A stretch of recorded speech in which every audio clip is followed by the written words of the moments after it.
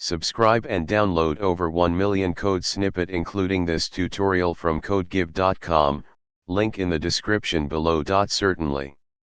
Let's create a tutorial on evaluating k-means clustering in Python with a code example. We'll use a popular machine learning library, scikit-learn, for the implementation.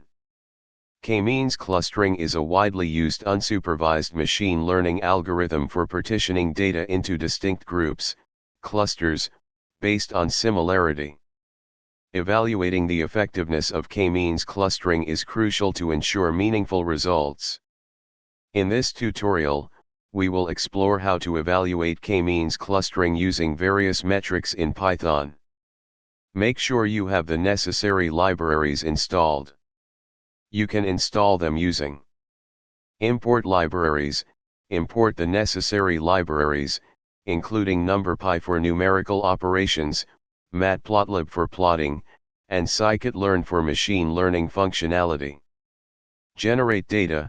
Create synthetic data using make_blobs for demonstration purposes. Evaluate function.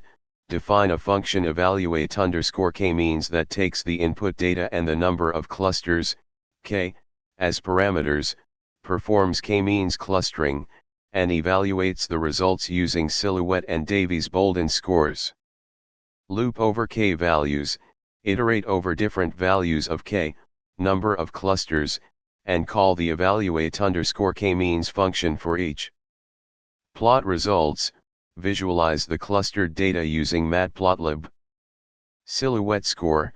A higher silhouette score indicates better defined clusters.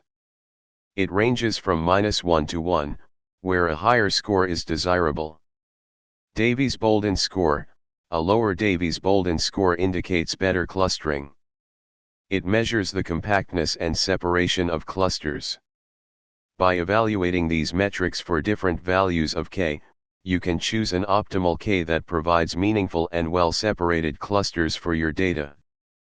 Feel free to run this code and experiment with different datasets and k values to gain a better understanding of k-means clustering in Python. ChatGPT